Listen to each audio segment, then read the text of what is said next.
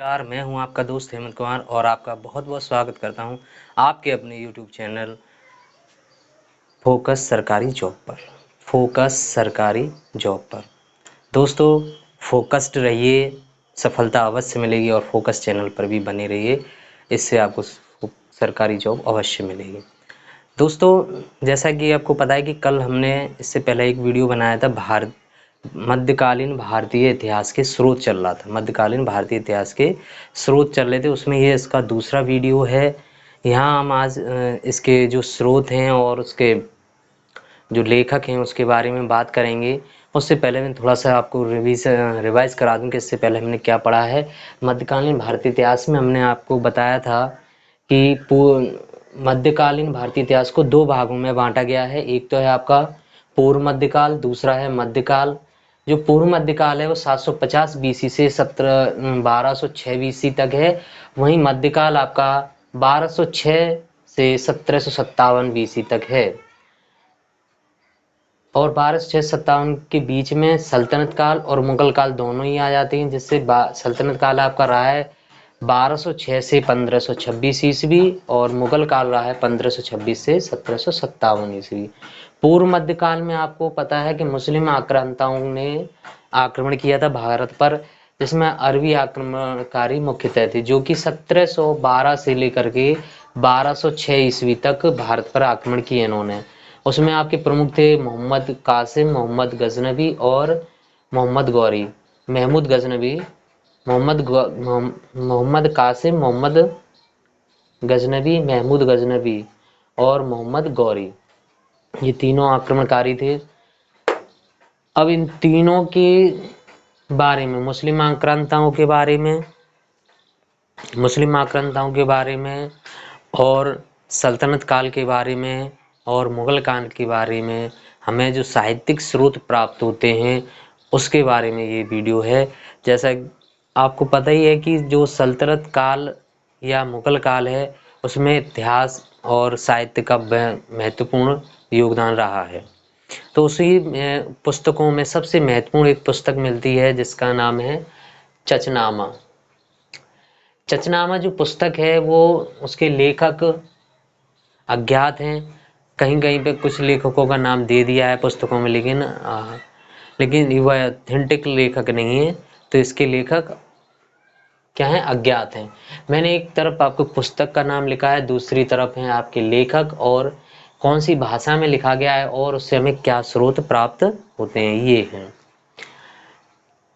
तो चचनामा जो अज्ञात लेखक द्वारा लिखी गई है और इसका फारसी में जो अनुवाद कराया था वो कराया था अबू बकर कूफी ने।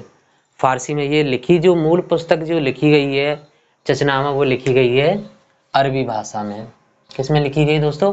अरबी भाषा में लिखी गई है और अबू बकर कूफी ने इसको फारसी में अनुवाद कराया था। किसमें कराया था? फारसी में इसका अनुवाद कराया था। इससे हमें क्या प्राप्त होता है? इस बुक से हमें अरबों का सिंध पर आक्रमण का उल्लेख मिलता है। इस बुक में हमें अरबों ने सिंध पर आक्रमण किया था उसका उल्लेख हमें इस बुक से प्राप्त होता है। यही क्वेश्चन इससे आजकल जो टीजीटी पीजीटी में जो पिछला आपने पेपर दे गया होगा उसमें देखा होगा कि इसी तरीके के प्रश्न आ रहे हैं, और इसलिए हम इसको सबसे पहले हम स्रोत लेकर चल रहे हैं कि मध्यकालीन स्रोत क्या, फिर उसके आगे की कहानी हम आगे चलेंगे।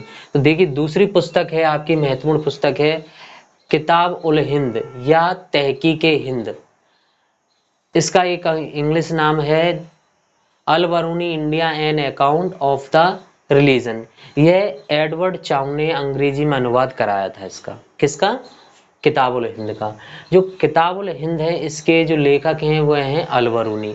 अल बरूनी ने इसको लिखा था अरबी भाषा में। किस में लिखा था? अरबी भाषा में। हमने कल की वीडियो में बताया था कि जो सल्तनत काल या मध्यकालीन जो ऐतिहासिक स्रोत हैं उनमें अरबी और फारसी का मिश्रण है।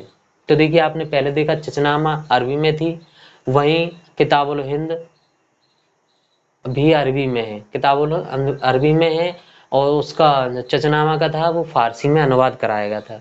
ठीक है, ये जो अल बरूनी था, इससे अल बरूनी से काफ़ी अच्छे प्रश्न बनते हैं, इसलिए हमने थोड़ा सा डिटेल में अल बरूनी के बारे में बताना चाहूँगा। इसके बारे में देखिए, अलबरूनी का जो था उपनाम अबू रेहान था। अलबरूनी का उपनाम, जैसे किसी किसी के दो नाम होते हैं ना, एक घर का नाम और एक जो कॉलेज और स्कूलों का नाम, इसी प्रकार से अलबरूनी का एक उपनाम मिलता है जिसका नाम है अबू रेहान।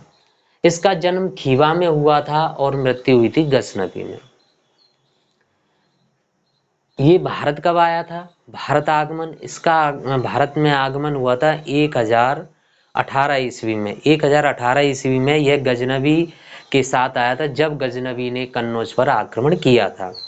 आप देखिए कि इसमें कुछ अक्षर छोटे दिखाई दे रहे होंगे, तो आप उससे परेशान ना हो, जो मैं बोल रहा हूँ उसको ढंग से समझें, और इसका आप बाद में मैं जो बोल रहा हूँ उस तरीके से नोट्स बनाते चलें जिस तरीके से बता रहा हूँ।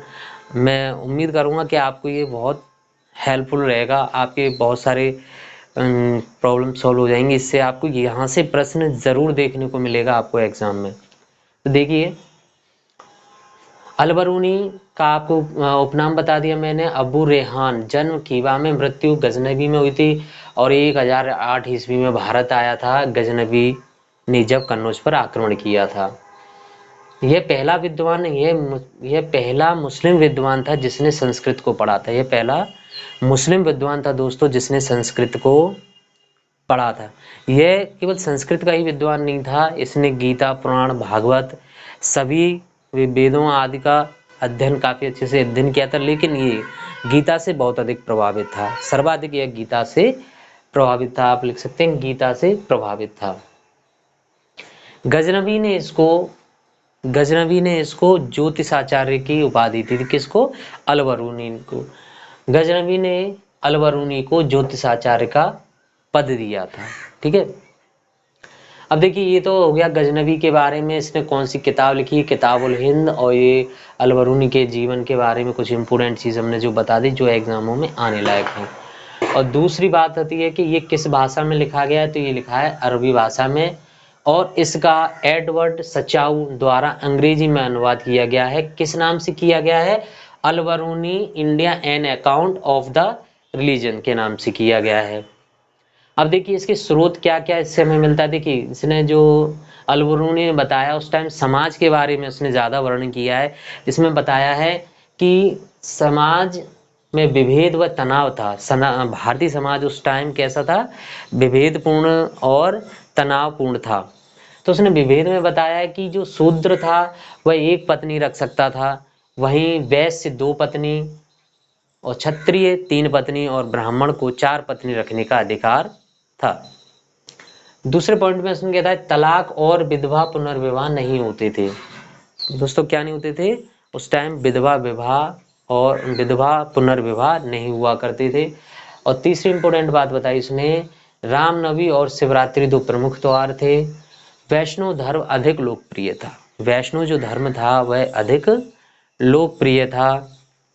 धर्म तो और भी चलते रहे होंगे, लेकिन सर्वाधिक जो उस टाइम 1018 में या 20 में 1000 बाद ईस्वी के बाद जो वैष्णव धर्म अपने चरमोत्कर्ष पर था।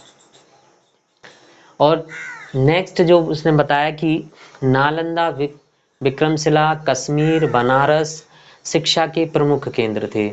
शिक्षा के प्रमुख केंद्र कौन कौन से थे दोस्तों? नालंदा, विक्रमशिला, कश्मीर और बनारस आपके शिक्षा के प्रमुख केंद्र थे। तो ये हमारी दूसरी पुस्तक के बारे में बात पूरी हो चुकी है। ठीक है, अब तीसरी पुस्तक के बारे में बात करते हैं। तीसरी पुस्तक है शाहनामा, फिरदौसी की शाहनामा। आप इस तरीके से याद कर सकते हैं, फिरदौसी नहीं बना, फिर यानी दोबारा, फिरदौसी नहीं बना पहली बार में शाहनामा लिखकर, पहली बार में शाहनामा लिखकर। यानी शाहनामा जो पुस्तक है पहली बार, यानी फारसी की पहली पुस्तक है। फारसी की पहली पुस्तक, अगर प्रश्न पूछ लिया कि फारसी की पहली पुस्तक कौन सी है, तो शाहनामा है। और किसने लिखी है? फिरदौसी ने लिखी है। इससे मैं वही चीज़ें बता रहा हूँ जो इम्पोर्टेंट है या पुराने पेपरों में इनसे आ चुका है सब कुछ। तो उतना ही पढ़ना है। सबसे बड़ी बात तो यही होती है कि कितना हमें पढ़ना है और कितना छोड़ना है। हमें ये सारा कुछ नहीं पढ़ना है कि आप सारी किताबें पढ़ लें, तो उससे भी नहीं है। जो हमारे सिलेबस में और जो हमारे लिए इम्पोर्टेंट है बस वही मैं डिस्कस कर रहा हूँ आपसे। और मैं पहले से सारा बोर्ड पर के लिख लेता हूँ कि जिससे आपका टाइम ज़्यादा ख़त्म ना हो, और ये 10 से 15 मिनट की वीडियो में मैं समझता हूँ आपको बहुत हेल्प मिलेगी। तो बस लगातार देखते रहिए। देखिए, तीसरी पुस्तक आपकी हो गई, और चौथी पुस्तक है आपकी तारीख़ यामिनी। तारीख़ यामिनी, तारीख़ का मतलब होता है इतिहास, और यामिनी का अर्थ होता है गजनवी वंश। गजनवी का वंश।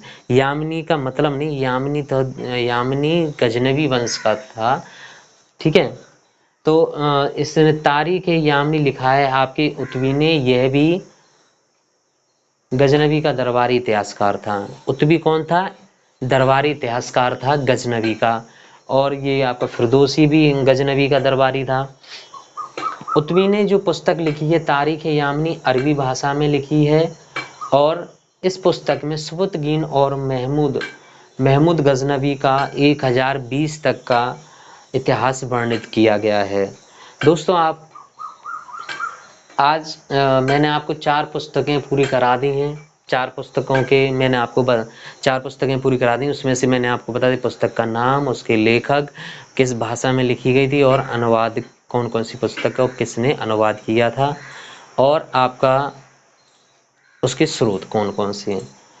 इसके अलबरूनी जी की एक बारे में ये बात रह गई कि रजनीकांत शर्मा थे, तो प्रश्न आता है कि अलबरूनी की पुस्तक किताबुल हिंद का हिंदी में अनुवाद किसने किया है? तो हिंदी में अनुवाद किया है आपके रजनीकांत शर्मा ने किया है। दोस्तों, आप लोगों के लिए एक सवाल है, वो कमेंट बॉक्स में ज़रूर आंसर देना, जिससे पता चलेगा आप किस तरीके के इतिहास पढ़ रहे हैं। बहुत ही सिंपल क्वेश्चन है। भारत पृथ्वी का गहना, यह कथन किसका है? ईसामी, अलबरूनी, फिरदौसी, रजनीकांत। इसके 4 ऑप्शन हैं। प्रश्न दोबारा सुन लीजिए। भारत पृथ्वी का गहना है, यह किसने कहा है, या यह किसका कथन है? ऑप्शन है नंबर 1 पे है आपका ईसामी, नंबर 2 यानी बी है अलबरूनी, तीसरा है फिरदौसी, और रजनीकांत शर्मा। यहाँ तक आप लोग, उम्मीद करता हूँ यहाँ तक आपको बात समझ में आई होगी, और इससे आपने अगर प्रीवियस क्वेश्चन लगाए हैं तो आपको पता चलेगा कि यहाँ इस में बहुत सारे ऐसे प्रश्न हैं जो आपके पहले आपने देखे होंगे। हम इसको अभी कंटिन्यू करते हैं, 1-2 वीडियो में कंटेंट आपका पूरा हो जाएगा, फिर उसके बाद हम इसकी प्रैक्टिस करेंगे। प्रैक्टिस भी मैं आपको सारे प्रश्नों की करा दूंगा। तो थैंक यू। अगर आपको ये वीडियो हेल्पफुल लगता है तो प्लीज़ सब्सक्राइब करें, लाइक करें, और शेयर ज़रूर करें। Thank you.